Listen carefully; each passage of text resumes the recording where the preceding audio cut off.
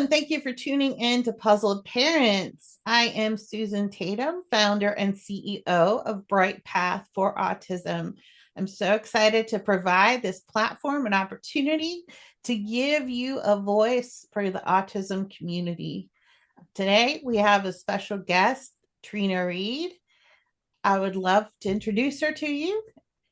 Trina, welcome to the show. Hi. It's so great to have you. I love what you're doing. I cannot wait to share it with everybody. So tell us, how does autism impact your life? What brought you here today? Autism was a new one for us. I can tell you for sure. I guess I kind of got to step back.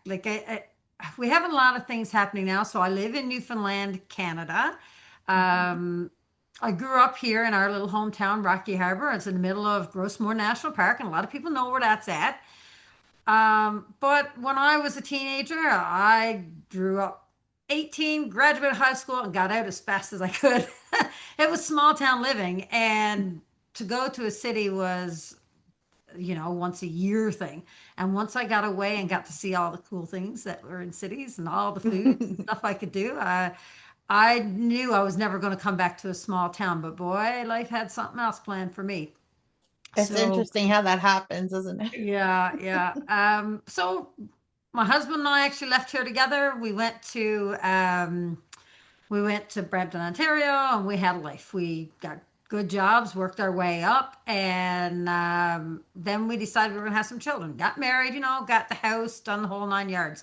And our daughter, when she was born, well, she was one of these, I'm going to say, advanced. So by the time she was 10 months old, she's talking and singing and, telling stories and walking, and she's doing it all. And 4 years later, I have my son Scott, and then, boy, things changed for me. We didn't know at the time, but Scott was autistic. And that's when we started to see how we went from one child that was so ahead of her time to a child that had a lot of challenges trying to get um, just to get to say he wanted milk or just to be engaged with us, because to be honest with you, it was like God himself stuck his hand in and took a toy away from him. He didn't know we existed. We were not a part of his life, not a part of his everyday living, and he didn't want to know anything about us. So Mm. I guess we always knew there was something going on. There were little challenges there. Well, I'm going to step back, I guess, again. When I found out I was pregnant, I was 3 months pregnant when my father ended up having some issues and mental health stressors. And Mm. for the next 2 years during my pregnancy and Scott's early life, it was travel back and forth to Newfoundland. How are we going to help mom? How are we going to help dad?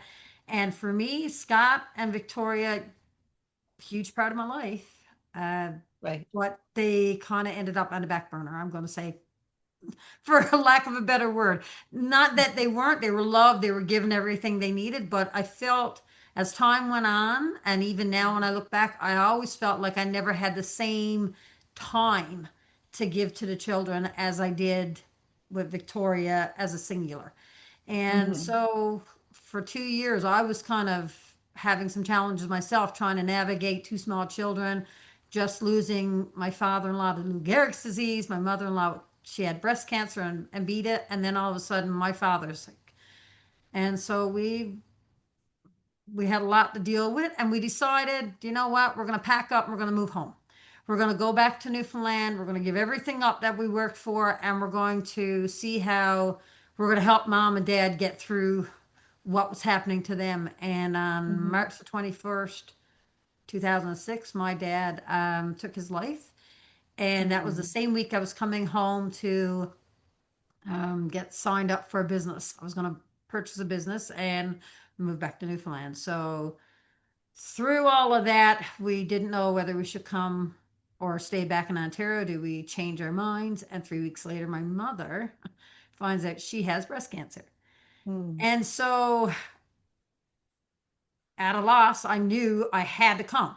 There was no choice in the fact we were moving to Newfoundland.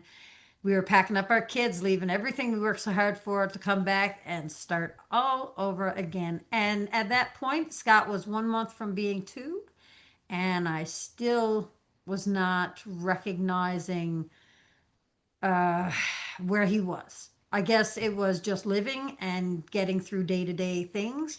Well, tell us And a little bit more about what you observed in Scott that kind of gave you pause or kind of puzzled you a little bit. well, you remember how I said Victoria was kind of ahead? She was talking and dancing and singing. Well, Mm-hmm. Scott wasn't like that. Well, first off, everything I gave fed him. He either threw it up, he turned his head away, he couldn't eat certain things. And now we know it was textures, but then we didn't. So it was just this guessing game of what was going on. The other Mm-hmm. thing was is he never crawled. He stood up straight, like from about a year. He stood up straight. Took him 15 months to actually let go. So we thought, okay, everybody kept saying, boys are longer than girls. They learn Right. differently, right? No, there's Mm-hmm. nothing wrong. But I always had this nagging thing where he's not like Victoria. Like by this time she was doing this. By this time Mm-hmm. she was doing this.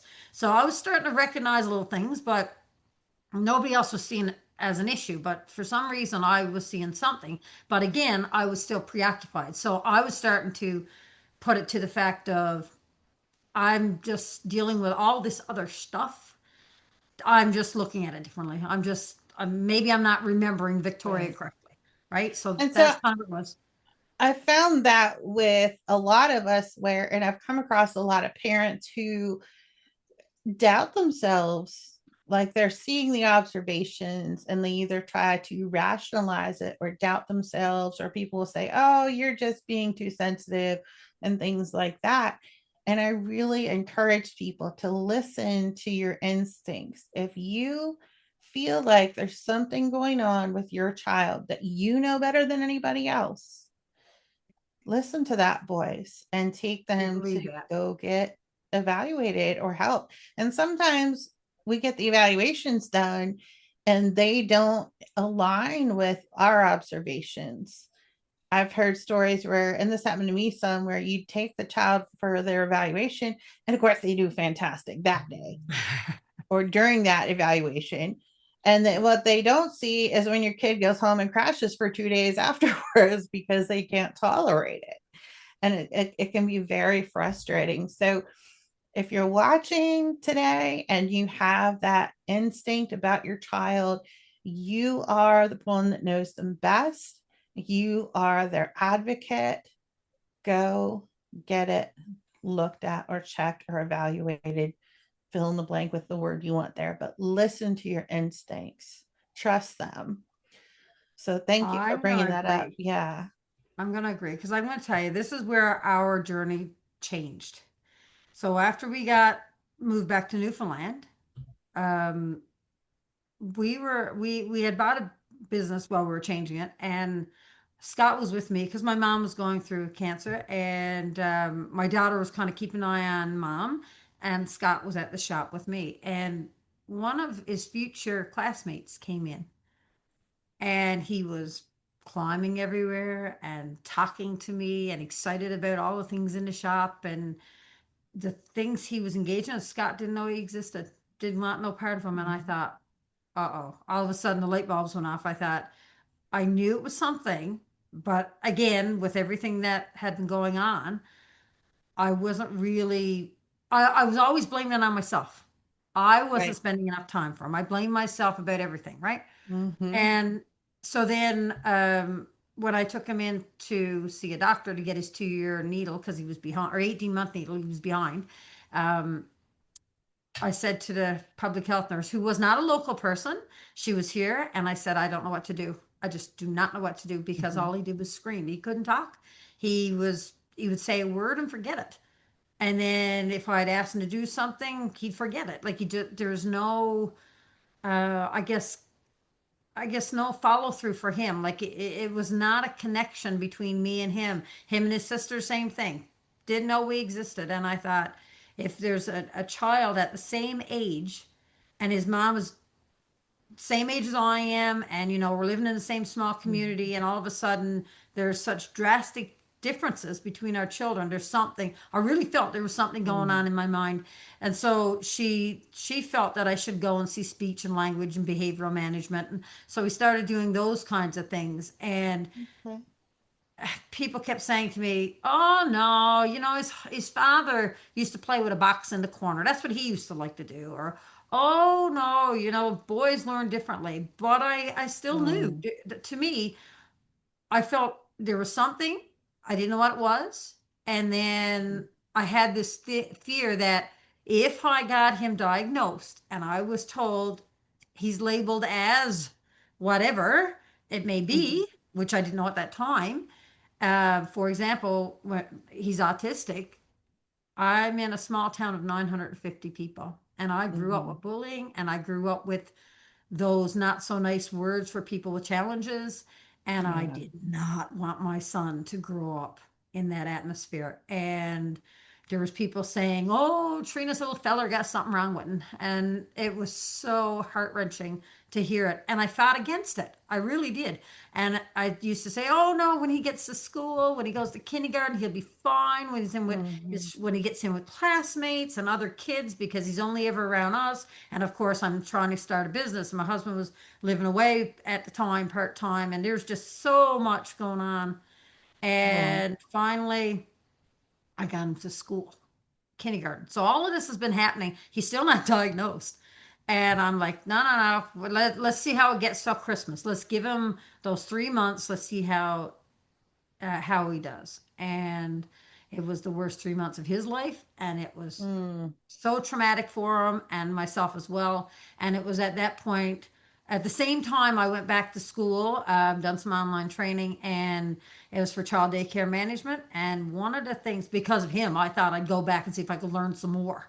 What am Mhm. I missing? And one of the Right. sections was about children with disabilities and challenges. And one of the sections had a whole paragraph on autism. And I even shook my husband 2 o'clock in the morning, or sorry, 12 o'clock in the morning. And I'm like, "Pierre, you got to read this. You got to read this." And he's like, "What is it?" I said, "This is Scott."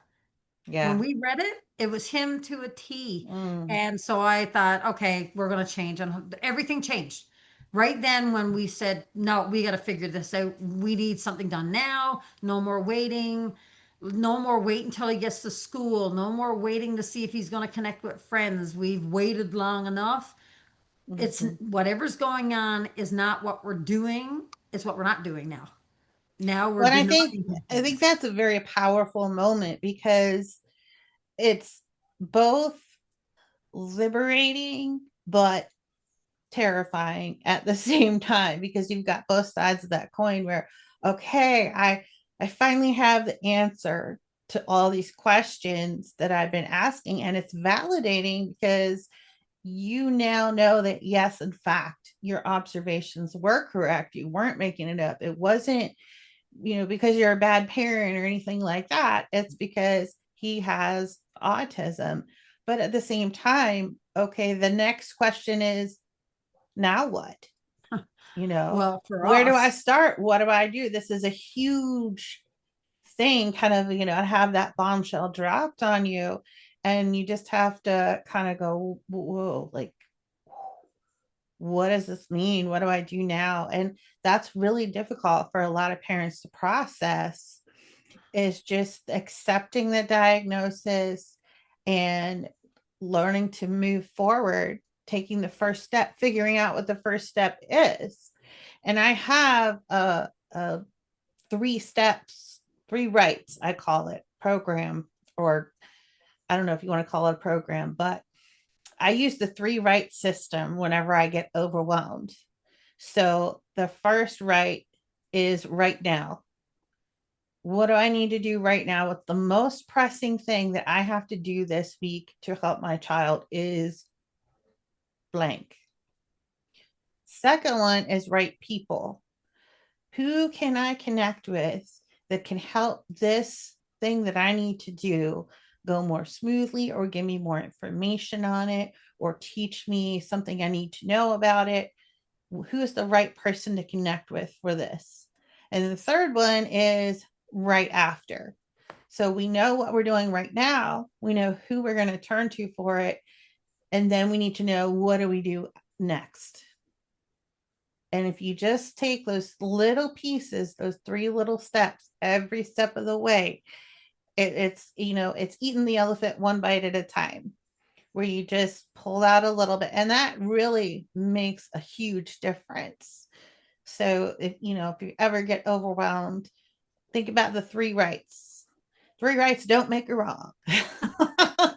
No, no, and I think that's where we got the idea that we had to really jump on it. So Scott ended up in, it took actually another 6 months because we are in a small town and we had to travel 8 hours to get to the Janeway. And Mm, for any of your listeners out there, I'm going to tell you that was bittersweet in a way.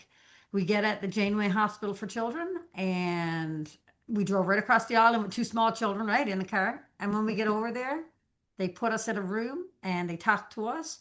And then they pull us parents out and we watch and observe how they talk with Scott and Victoria, right? And then they bring us back in and give us a few minutes, like with the kids. And they went, I guess, to discuss what they just noticed. And I looked at my husband and I was in tears. I said, they're not going to believe us. mhm, We were so fearful because it was the best day Scott had had in his life. Everything they asked him to do, he did. They mm, did, but now he couldn't really talk well. Like you could hardly understand what he was saying, only certain words. But he was there, and she pretended she burned her finger, and he was very empathetic. Blew on it, covered it up, made a bandage. Like all of these connective things with his sister. That we were just sitting in the other room going, "What? He's haven't done this in his life. How come he's doing it now?" And they came back in, and they said, "Well, we've observed a lot, and here's what we found. We have a marker system. So from 0 to 24 is the marker system for whether you should be diagnosed, we'll say. And they said 15 is, well, yep, yeah, you're going to be. We're not quite sure what it might be, but you're going to be. 24 is the top end of the scale, and Scott was 24.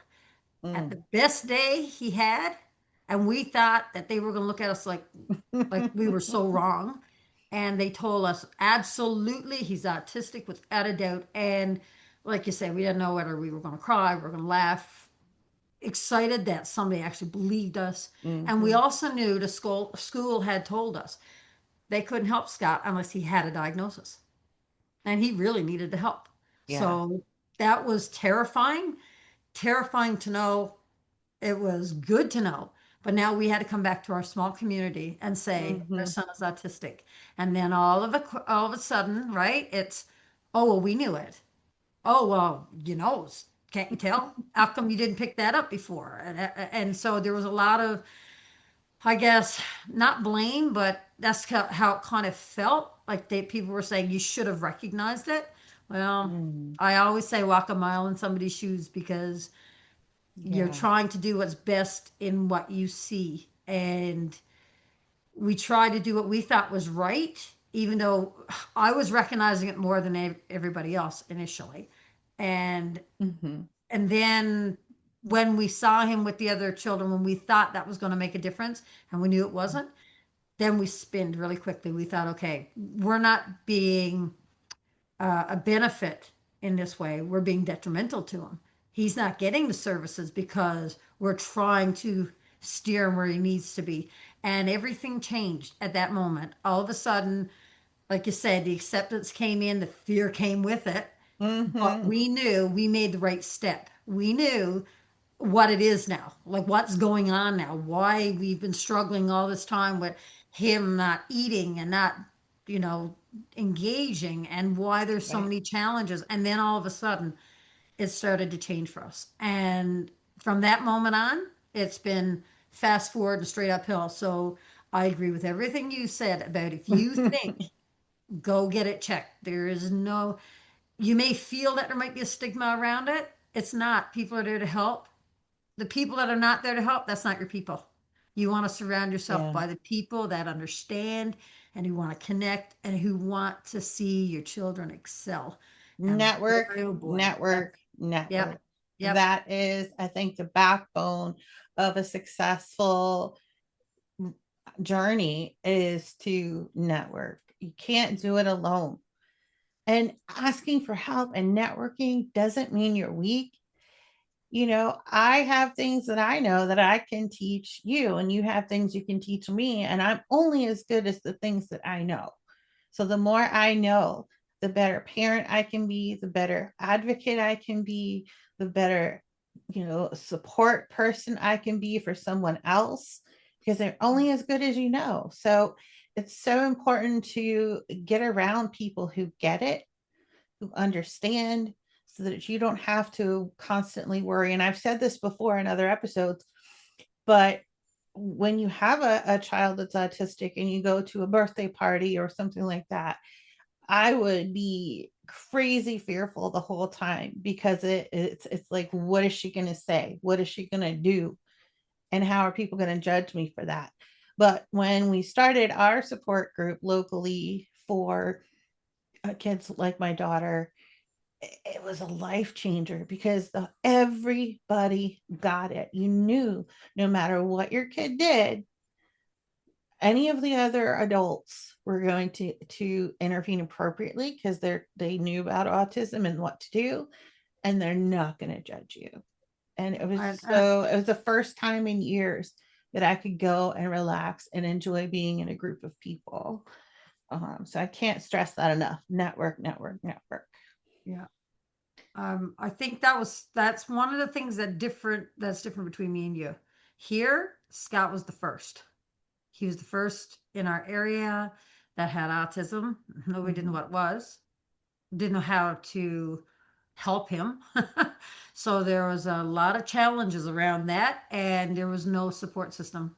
It was me and my Mm-hmm. husband against the school system trying to show them what he needed and how Mm-hmm. they weren't going. How do I say this politely? He was going to be put in a room with no windows and a teacher. It was a closet. And I was not having it.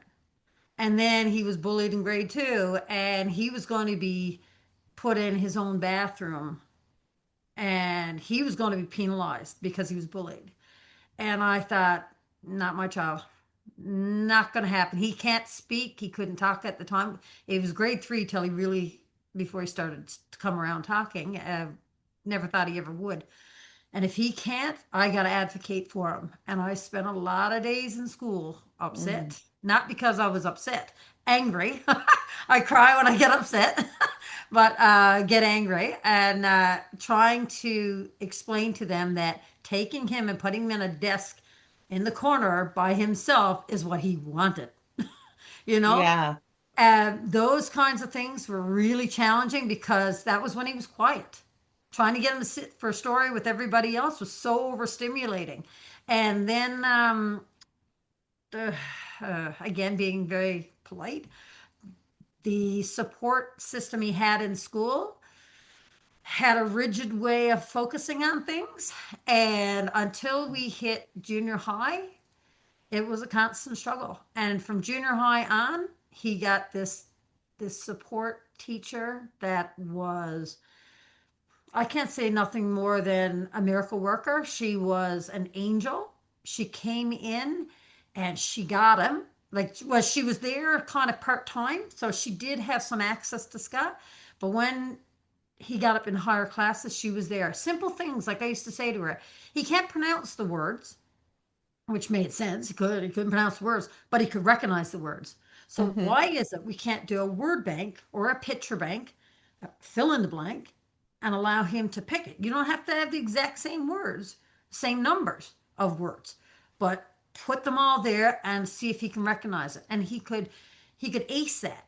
But if he had to tell you it, if it was, laugh and love, he might not be able to say either one of those words, but he could recognize the words and pick them. And so she went, of course he can do that. I said, well, if he can do that in junior high and high school, why couldn't he do that in the lower schools? And it was just the Mm. teacher's choice. And because of those things, all of a sudden he started to excel. He'd spent all year struggling, come home for summer break, right? He'd be home with us for summer break. When he'd go back in September, people would be like, "What? What happened?" He's Mm-hmm. changed so much. He's grown so much. Well, it took him that long to get it all to sink in. Once it sinks in, he never forgets it. Yeah. And so this teacher was, I think she was a godsend. She was incredible. She understood him, and she helped him work on what he needed. And he graduated with an 85 average with accommodations, of course, but he did get a diploma. Now, he's never going to move away from mom and dad. I That's not going to happen. And don't he know. don't like Never say spiders. never. Never say Well, he never. don't like spiders. He's afraid to pay bills. He wants to know how to do all this stuff, which is an amazing thing. When your child comes to you, it's a scary thought, but he used to come and say, "Mom, what happens when you die?" Like when Mm, he graduated high school, he says, "What do I do now?" And I had absolutely yeah. no idea what he Yeah. was going to do. And my fear went from being this much to astronomical fears because I thought, what happens when we're gone? Yeah. And that is a fear amongst so many people that have children, young adults who have some kind of a challenge. What Mm-hmm. happens when we're gone? And the numbers have Absolutely. grown. Like when Scott was diagnosed, it was 1 in 60 across Canada, I believe it was, and 1 in 45 in Newfoundland. Now it's like 1 in 40 or 1 in 38 children that's being diagnosed on the spectrum. Mm, And I think there's so many children on this spectrum. What happens when all the parents that's there for them now is not there? And that's yeah. still work. Yeah. Worry. Definitely a question that we all have to answer for ourselves. I knew that for me, it was important to me that my daughter had everything in place so that if something happened to me, she had case managers and different people in her life that could help to move her forward. And once I had that in place, just that burden just lifted. I mean, you still worry. You're always going to worry. They're your babies. They're your kids. But knowing that you have those supports in place makes a huge difference. So let's move into what you're doing now because I love your business. I love how Scott participates in it and how you have really kind of taken this challenge and turned it into a triumph. So tell us about that. So we started a business in 2017 called Under the Stump. And the name, yes, it's called Under the Stump for a reason. We couldn't come up with the name of a business, and it took me a full year. And then by the time we were getting ready to start, all of a sudden I heard my dad in the back of my head. Now he'd been gone like so many years, and I could hear him saying, "Trina, when you were little, you were special. I found you under a stump." So we called it Under the Stump. It's all about getting back to our roots. So we do backcountry experiences. That's where it started. It started for getting people into backcountry on side by sides and then like an ATV. Then we had some families started to come, and really, it all started because of Scott and I had an injury at the time. We couldn't go on ATVs, so we bought a side by side, and then the idea came out. Oh, we're gonna start this business, and so we tried to teach Scott how to drive the vehicles. He was doing okay, and then he scared himself a little, and that was the end of that. So I thought, okay, what are we going to do? How are we going to help him? And through all of that, we started having people coming who had challenges: hearing, visual, cognitive, and physical. So now our business went from getting people into the backcountry to providing accessible Newfoundland Indigenous cultural experiences in remote backcountry. So that's how it kind of started. And then Scott graduated 3 years ago, and he says, "Mom, what am I going to do?" I didn't know what he was going to do. And in a small town, I was scared to death because I Mm. didn't think there was anything he'd be able to connect with. We even took him out, did his resume, and went out to a shop and said, I said to him, "Okay, this is a friend of ours. Now you give me your resume and ask him maybe you can, stock shelves or something like that." And all Scott says is, "What do you think?" Hands over his resume. But it brought to light something to me. We're in a small town of 950 people. We've only got like a couple stores that are there anyway. There's a lot of restaurants, there's stuff like that, but it's all seasonal. Mhm. And Scott cannot work right now 8 hours a day. He can Right. work 2 hours, he'll take a break, a lengthy break, and then he can go back for another couple hours and take another lengthy break. But Mhm. to go to a store and work for 8 hours, that's still, we're not there yet. We're working on it. Mhm. We're not there yet. So I thought, well, how can he help us with his business? There must be something he could do. So I started thinking about what we're doing and how we're connecting nature and all that. So we started creating soaps and candles. It's goat's milk soap and soy candles. And then we go in the back country and we get berries and juniper needles and seaweed and all these things, and we put it into the soaps and candles. So now Scott helps us do that. He creates soaps and candles with, different themes and different types of berries and all that. So it's not all him doing it. Obviously, I got to help him with hot stuff and some of the calculation things and stuff like that. We work as a team, but Mhm. he has a purpose. And I'm going to tell you, the way he's changed has been incredible. The amount of courage to try something new, even Mhm. food. Like, he's not good with food and textures and all that stuff. But if I say, "Why don't you try fish? We're trying fish." He'll try it. No, no, no, that's not it. But he's growing into himself. And so with our business, we've come up with this idea to create these products. Now, we we ended up doing it all in our house, in our basement, and that's where it started. And then I looked at my husband 3 o'clock in the morning, and it scares him half to death when I say this. And I say my three words are, "You know what?" And he's like, "Oh no, it means I got to do something, or I got to spend money on something.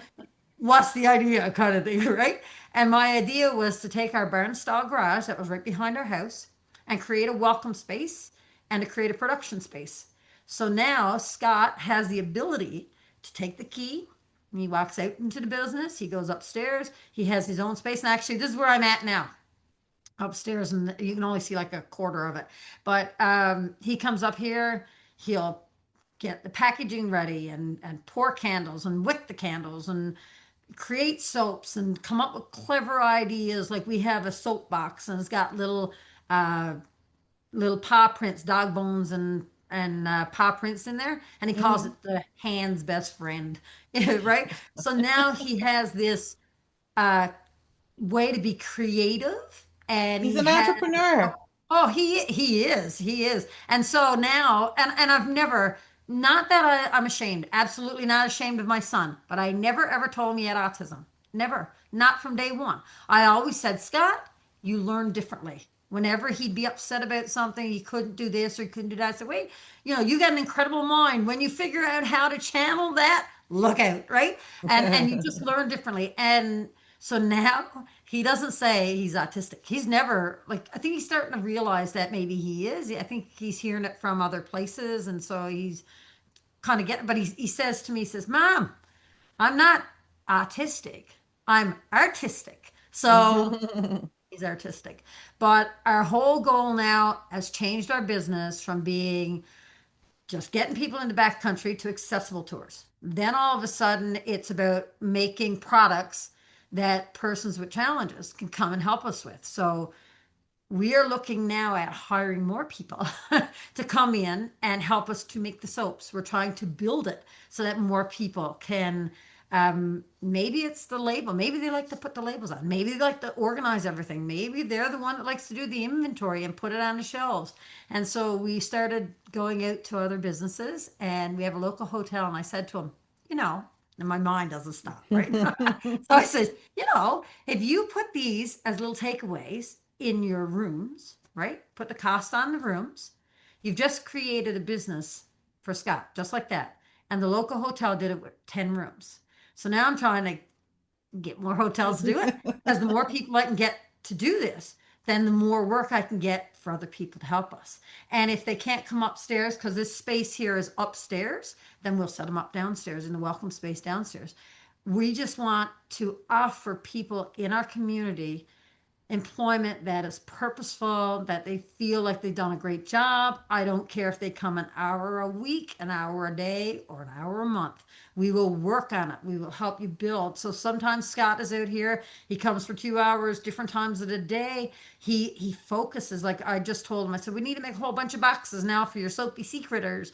So he says, "Okay, how many do I need to make by when?" So he's got it all figured out now, how long it takes him to make these boxes, and he comes out for 2 hours after lunch. He did it. He's going to come out this evening for a couple more hours. We're trying to build him up. And if he does it on the weekends, doesn't matter. He gets paid for every hour he works. And we're hoping to build his, I guess, stamina for the amount of time he can Hmm. spend here. But Hmm. it's a quiet space right behind us. It's kind of hard to see the space, but the space over here is the like sensory corner with the fidget tools and the the earpieces for to reduce noise, and they Right. have a lounger chair and artwork and stuff. We have an outside space too, and the whole goal is to get him in here to learn some skills. Maybe when my time is done, which I'm probably going to have to just tell him 90. But anyway, when my time is done, whoever takes over will hopefully be able to keep Scott and whoever else we have hired on here. It's to try to build their skills. And if they don't want to stay here, if they come and they learn a skill and they can take it and move somewhere else, phenomenal. That's Yeah. incredible. I can offer something else to somebody else. So now we fast forward to this past year. And I said to my husband at 3 o'clock in the morning, you know what? He's like, oh God, what now? I thought, we're looking at helping people with employment options. What about our seniors and other people with challenges in our towns that don't have anything recreational? They don't Hmm. have, Scott don't have anywhere to go in the wintertime. He has nothing that he can participate in that's within his skill level that he's at right now or within his likes. I mean, let's face it. They do. Scott got certain things he likes to do. He's not playing hockey. That's not happening. We tried that. Yeah, that's not happening. But he I'm has laughing certain because I things. remember when my daughter tried soccer. She was like 5 or 6. You got this pack of these kids running around with the ball, and she's over here just doing her own thing, waving, Yeah. having a good time. And then she comes over all upset. They won't let me kick the ball. Like, Yeah. they're not supposed to let you kick the ball. You have to go get it. Well, when Scott was 5, he was in hockey, and they said, "Well, bring him to the game." They had a game going on. They said, "Bring him to the game. He can't skate, but that's okay. We'll put him out there on his time anyway." And oh my, here he was over in the box, and the time for his shift to come up, they put him on the ice, and you could see him going right for the door, and he was coming for the door.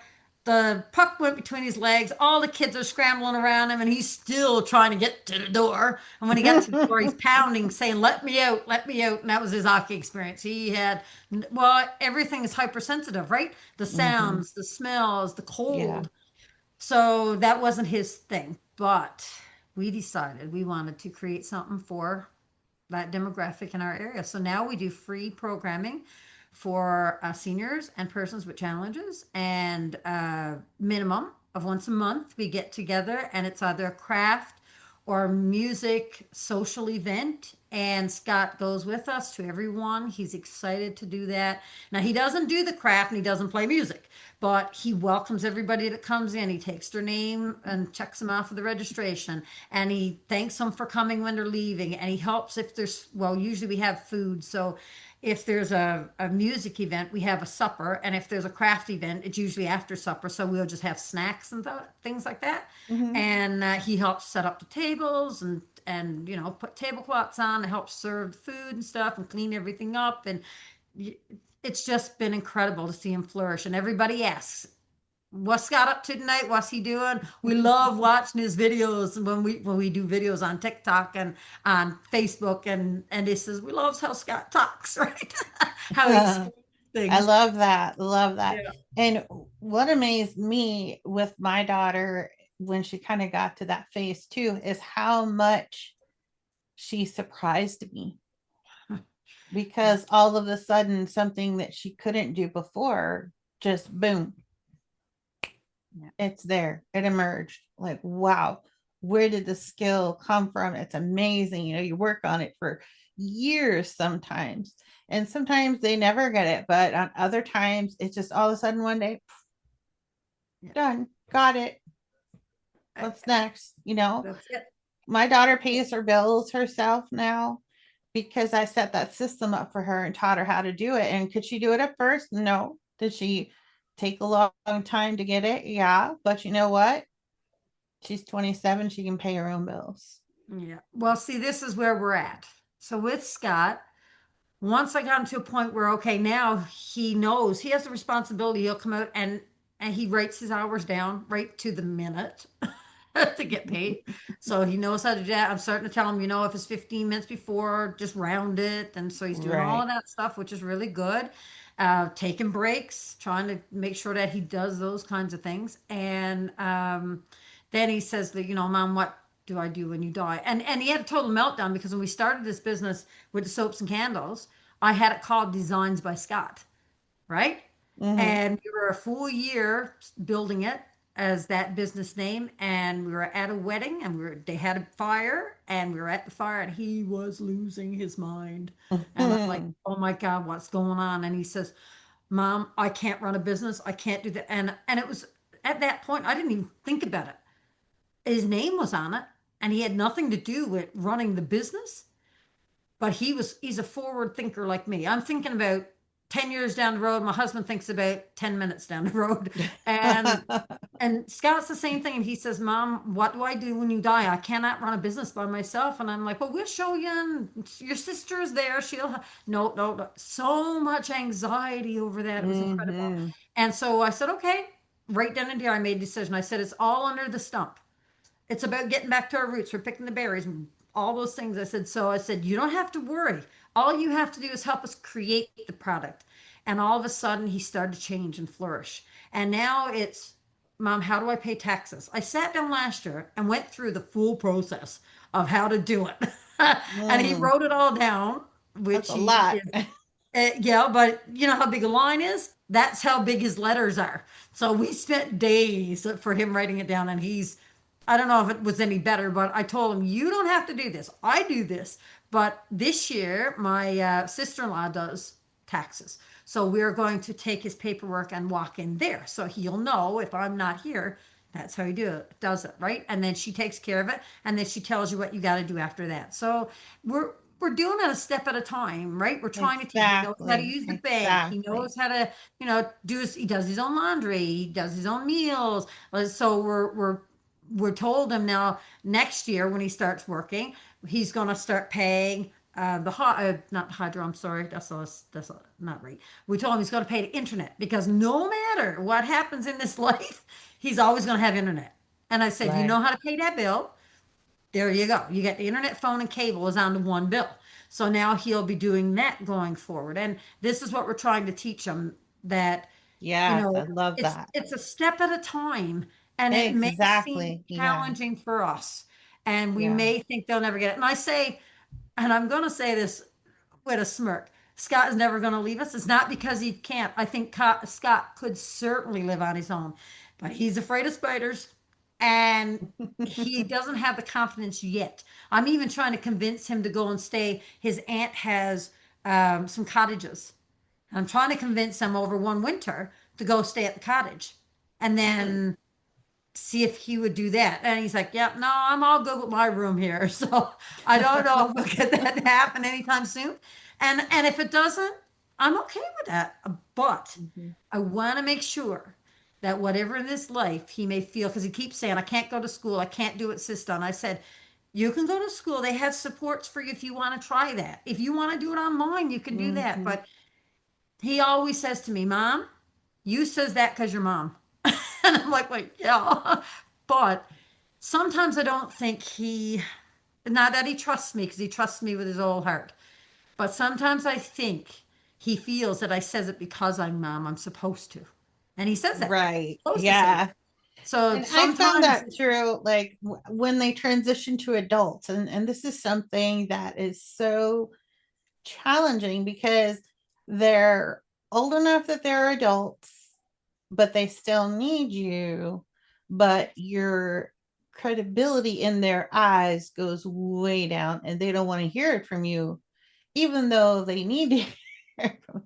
Now, not yeah. everybody's different, but that was something that I experienced where my daughter tried to kind of assert her independence a little to the extreme to where I don't want to hear it from you. I don't want to listen to you. I'm an adult. I can take care of myself. And then, it kind of led to where she got herself in trouble and in a bad situation, had to come back home. But it's sort of a two-edged sword because I loved that she wants to be, she's motivated to be independent and live independently, but on the other side of that, let's do it the right way. I think one of my fears is somebody taking advantage. Hmm. Scott is so good-hearted, and if I set him tomorrow, well, I'll tell you what he's like. When my daughter was in school, she was going in to be a registered nurse, and her last year, we were all struggling. Like she had worked, and we had put back for her education, but she ended up with an extra year she had to do, so we were in a little bit of a pinch. Hmm. And of course, Scott had worked that year and he had his money poked back. And we were talking not where he was supposed to be. My husband and I were talking, and his sister was there. And he says, sis, he says, I got money. And he says, you can have it. And he did.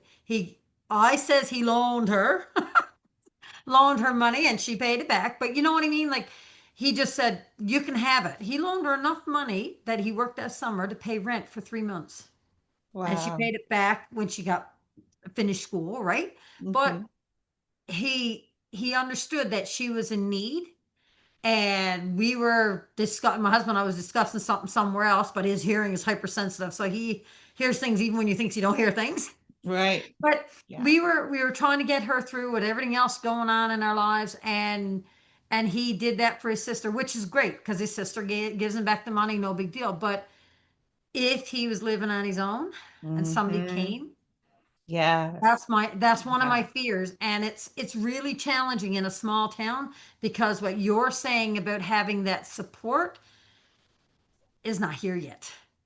It's really Yeah. not here yet. And so this is why I'm trying as hard as I can to bring more people in to try to give them these skills in this setting, so they Hmm. know. Because I mean, I've worked a lot of these children coming up now. I worked with them when I was the summer camp coordinator, so I know who's coming up, and their parents know that I'm more than willing to give them the opportunity, and that's what I'm Right. trying to do. But there's still things like I say to Scott, like if somebody come and ask you for money tomorrow, what would you do? Right? Give it Or to if them. somebody, right, trying, he'd probably say, "Oh, I'd loan it to him," but he'd never get it back. He'd never think about that. Yeah. Yeah. And That's what he's like, unfortunately, right? my daughter's been scammed multiple times on Facebook and different Yeah, things like that. So that's, it's so hard because you want to protect them. yeah, You want to help them. You want to teach them. You want everything good for them. And it was so hard for me because she was not wanting that at the time. And there was nothing I could do except wait for her at the bottom of the cliff. It's like you see your kid heading for the cliff and they're going to fall and you want to protect them and you want to fix it so badly. But if they just won't have it, you oh, know, you can't force them when they're adults.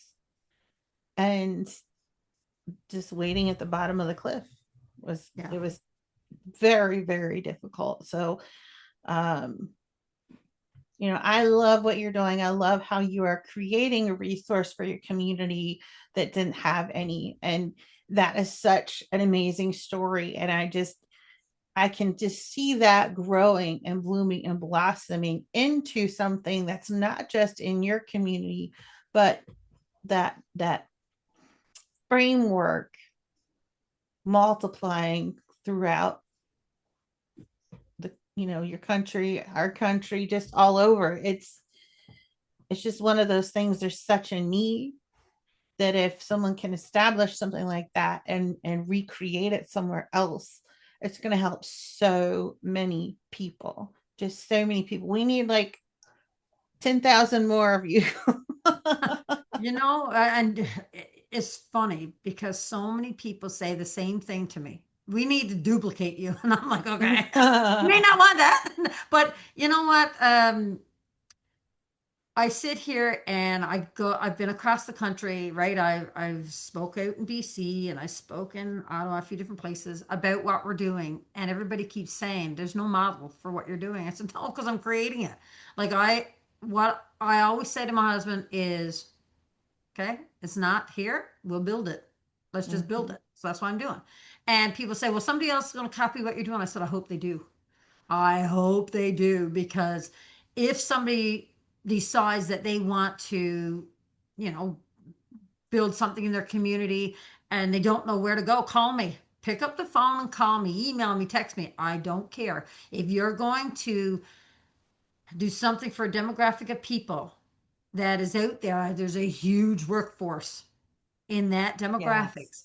that Yes. could support. Like I keep telling them, look, if you took somebody like Scott and I get really frustrated with bigger organizations, and I won't name them, but I say, if you put somebody like Scott who can handle 4 hours and put him in the morning, and you get another person and use them in the evening. Yes, it might cost a little bit more because you're paying a little bit more for EI and the different taxes, but Mhm. you just started a career path for two young people that hopefully, as time goes on, they will build their capacity and be able to move into a full time position.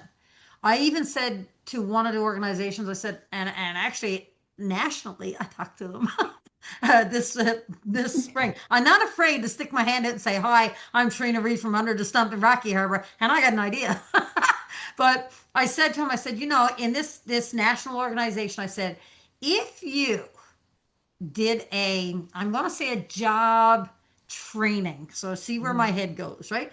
I said, if you had this, I'm going to say 6 weeks, and you pick these four people, two people, one person that you want to bring into your organization because you see that they have a skill set that you could tap into. Okay, bring them on.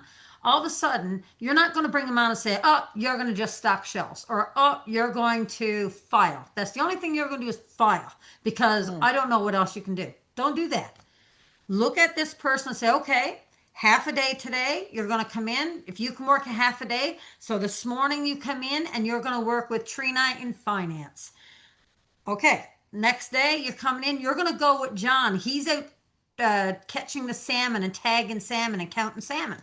The next day, we're going to take you up with the crew that's doing roads.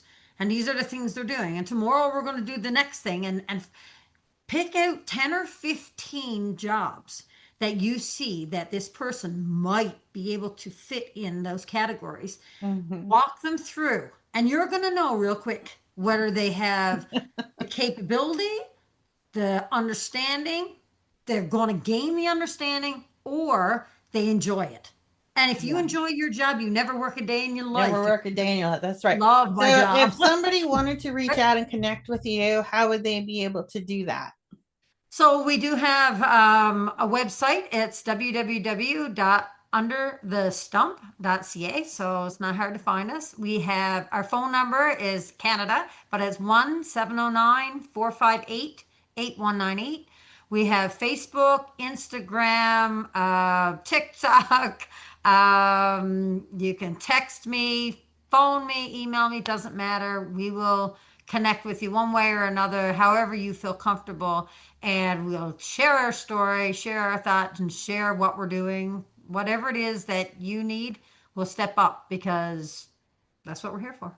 Collaboration versus competition. I love it so much. It's we all rise together is kind of Oh, my theme song, if you will, and but it's not just a saying, it really is, when you help yourself or you start to grow and rise because you learn something and then you take that and you use it to help somebody else, you teach them something, it's so much more meaningful and valuable than just doing it to elevate yourself and looking down at everybody else, like look at what I did, I'm better than, haha, I could do that and you can't. No, that's the no, ew. you know when when it's I lived just away, I got to tell you, when I lived away, people were, I I think they were more floored at what I was doing. I worked in a management position. I sat down for I don't know how long when I used to get a break. This was my break. And I typed up processes on how to do my job, right? And I mhm, don't mean like, oh, well, today you got to check the mail and do this and do that. I went so far as come into my desk, turn on a computer, which is the button on the bottom left hand side of the computer, blah, blah, blah. I mean, I walked through every process. And when I went on vacation, because when I used to go on vacation, I would get phone calls from Ontario when I come home on vacation. And after I did my process manuals that I felt was very detailed, I never got a phone call because everything was in those manuals. And that's how I feel I run my business. I run this business now, like I said, I only started 3 years ago with an idea, and we only opened this building last August. So say 1 year and a little bit that we've had this Mhm. welcome space up downstairs and this production space upstairs. And in 1 year, Scott is able to come out on his own. He turns on the hot pots and does all of his melting of waxes, and he's doing his soaps and scents and turning everything off and locking the doors behind him when he leaves. Like he has, we have the trust in him. We always have, but he knows that he can come and do that, and there's no question. And he has times to do, he might go out and weed whack, or he might go out and clean up the property and burn the stuff in the fire pit that has to be done. And I don't have to be there watching him have a fire because I know he's fully capable of doing it. And Right. that's where we want to see our employees. We want to see our people that come to our experiences and our music events, that it's an open space, it's a social, it's a space where you feel safe, you feel connected. If you don't want to talk to anybody, you don't have to. If you want to get connected, you can. But it's just that when people start coming to these things, all of a sudden the world opens up a little bit more. And then all of a sudden we put it on TikTok. Oh, go on TikTok, you'll see it. We put it on Facebook. And then all of a sudden they're like, oh, when are we having the next one? And I saw Right. mom Right. on TikTok today. Like people are sending me messages so thankful because they live away and they see mom once a year, once every couple of years. And all of a sudden she's up dancing and she's up playing the spoons, or she, like my heart is nothing but a giddy when I leave those events Mm. or somebody's here helping me for the day and I can say, you know what a great job you did. And here's your paycheck. You're Yes. getting paid. And my whole concept is also not about just the local people. We are actually trying to reach out in our region, which is 7 local Mhm. communities. But when people come here on vacation, so if you came here with your daughter on vacation and you wanted to do something with her. Like I can't do it daytime most times because we're doing tours, but in the evenings we have available as long as we know you're coming. We'll let your child come in and we'll get together with you and we'll teach them how to build the boxes, or they can label some of our products and they get paid. They will actually have the opportunity to come in and feel purposeful. And then I can say to them, and Scott can say to them, see, you can do it. So it's Very cool. reinforcing mom, it's reinforcing dad, right? Yeah. Or whoever the Yeah. guardian may be. Mm. Well, thank you so much for taking the time to join us today. I just can't tell you how much I love your program. It's so cool. I love the name. It's just a shining star. It's just love it. Love it. I Well, have to thank you. I have to thank you and thank everybody who's watching because, to be honest, like I said earlier, we live in a community of 950 people. And most of the people in my community don't know what I do. It's true. Like people are starting to understand it, but most of them don't really know what we do. It's the people coming in that take our story beyond. It's our yeah. partners like you that bring us on this show and allow us to talk and explain what we do. It's about, the government agencies that want to connect. It's about the other businesses that want to partner. That's how we get beyond our community, our region, and Mhm. across the country and across the world. We have people coming from New Zealand, like those kinds of things. And Yeah. it doesn't have to be that. If you have somebody that you think needs support and you find out tomorrow, like we talked about earlier, that you Mhm. just got the diagnosis that it's autism, it's ADHD, it's whatever it may be, and you need somebody to talk to, Yeah. I got an ear. I got an ear. And I don't mind Excellent. listening and I don't mind listening to the tears because I've done it to other people too. Been there, And done that. Yeah. When you live in the so trenches, you just can't help but want to help someone else because you were them. Yeah. and you've been And that's there, what I and tell people. you know that there's light at the end of the tunnel, but it's going to be a journey to get there. And just having somebody come alongside you, like I think back to when I was in that spot. If I just wish I would have had somebody come alongside me. And that's one of the things I do in my business too with the coaching and advocacy is just come alongside them and say, I understand. And it's not one of those empathetic, oh yeah, I get it. It's no, no, no, no. I was you 10 years ago. Yeah. And this is where we got to from there. So Yeah. let me help guide you. Let me teach you what I know, what I've learned, and let me connect you with others who know other pieces. You know, that, hey, I know a great vocational coach. Why don't I connect you with them? Hey, this, hey, that, and just creating that network. And You know, thank you Susan, that was one of the everyone things. for tuning in today. I appreciate it so, so much. I know we could probably keep going for another hour, but we have to wrap up for today. Thank you so much for coming in to Puzzle Parents. This platform is for you. It is not for me or the guest. It is for you. And we're here to talk about all the things that we would normally talk about amongst ourselves, but not comfortable talking to those neurotypical people that are out there. I want to build a bridge to connect the two and really give neurotypical people a window into the world that we live in, those trenches that we stay in, probably for most of our lives, if not for the rest of our lives, because, as we know, autism doesn't go away. It's not a disease to be cured. It is just how a person's brain functions. And so, thank you so much for joining us. If you would like to reach out to Trina, look for the connections in the description. And we will see you in the next episode of Puzzled Parents.